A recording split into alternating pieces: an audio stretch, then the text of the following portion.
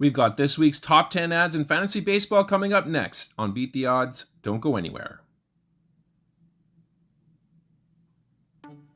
Hello, sports fans. Welcome back to another episode of Beat the Odds. This is week 17, and we are going to be looking at the top 10 ads here for the week. If you like this type of content here, be sure to like the video, subscribe to the channel, and ring that notification bell so that way you will be notified whenever we drop an episode.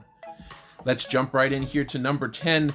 We are going to start off with Logan Allen, 26% owned. Last week he had 5 innings pitched, 1 win, 8 strikeouts, no ERA, .40 whip.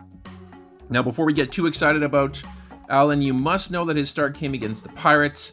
But despite that, Allen has amassed a 3.21 ERA this season with 71 strikeouts and 67.1 innings pitched. And he should be in the Cleveland rotation here for a while now with Shane Bieber out with an elbow injury.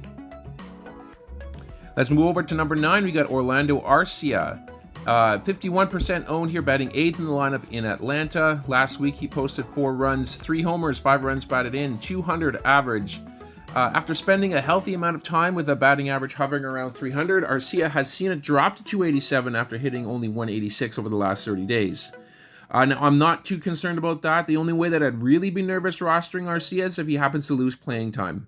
But until that happens, you can roll with Arcia with confidence. Let's move to number 8. We've got Michael Lorenzen, 36% owned. In the last 2 weeks, he's pitched 13.2 innings pitched, 2 wins, 10 strikeouts, no ERA, .80 whip.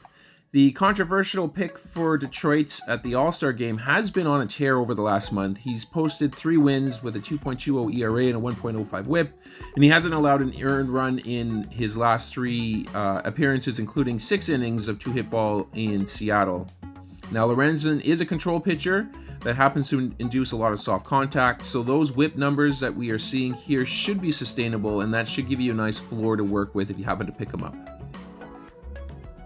Let's move to number 7. We got Kyle Finnegan, 43% owned. Last 2 weeks, he's got 2.1 innings pitched, 2 saves, 3 strikeouts, no ERA, .43 whip. Finnegan really makes this list simply because I have to include a relief pitcher here in the top 10.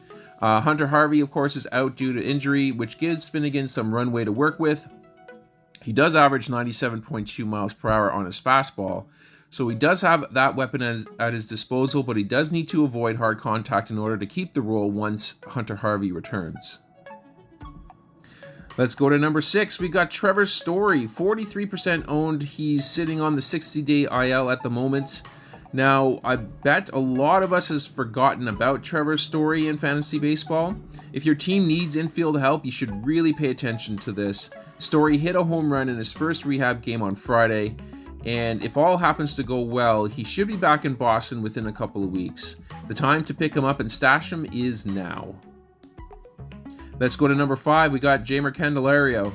40% owned, batting 3rd in the lineup in Washington. Last 2 weeks, he's posted 4 runs, 2 homers, 3 runs batted in, 188 average. Candelario has been solid in the 3 spot in the Washington lineup as he's scored 18 runs with 7 homers and 15 runs batted in over the last 30 days. With CJ Abrams heating up at leadoff and Lane Thomas batting behind him, that really presents a great opportunity for Candelario to keep producing for your fantasy squad this season. Let's go to number 4. We have Henry Davis, 52% owned, batting 5th in the lineup in Pittsburgh. Over the last week, he has posted 5 runs with 3 homers, 4 runs batted in, 1 stolen base, and a .429 average. So Davis happened to take Ohtani deep twice on Friday.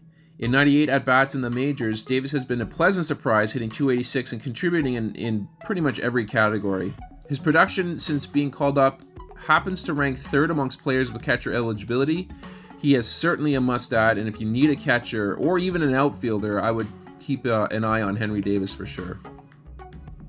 Let's move to number 3. We got Alex Kirillov, 21% owned, 3rd in the lineup in Minnesota. Over the last week, he's posted 6 runs with 4 homers and 13 runs batted in, 400 average. With Buxton finally vacating the 3 spot in Minnesota, Kirillov has settled right in and he started to produce immediately. He's currently criminally under-rostered right now, as he could be a huge difference maker for the Twins as they battle for a playoff spot down the stretch. Let's go to number 2. We got Chas McCormick, 60% owned, batting 6th in the lineup in Houston. Last week, he posted 8 runs with 4 homers and 8 runs batted in, 1 stolen base, .524 average. What can't this guy do? The only reason McCormick isn't my number 1 pickup this week is that he hasn't yet cracked the top half of the Houston lineup.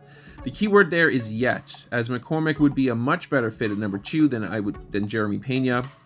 I would pick him up in a heartbeat and just sit and enjoy the ride. And for the second week in a row here at number 1, we've got Moniak, 50% owned, batting 3rd in the lineup in LA. Over the last week, he has posted 4 runs with a homer, 5 runs batted in, and a stolen base, .423 average. Now I've got 2 player 30-day samples here for you. The first, player A, is 14 runs, 5 homers, 19 runs batted in, 1 stolen base, and a .364 average. Player B is 20 runs, 7 homers, 18 runs batted in, no stolen bases, and a .317 average. Now, if you had to choose between player A and player B, it's not super evident which way you would go. They're very, very close. Now, of course, player A is Mickey Moniak's stats over the last 30 days, and player B is Mike Trout's April, which was his best month of the season. So that just gives you kind of an idea as to why you should be picking up Moniak on your team.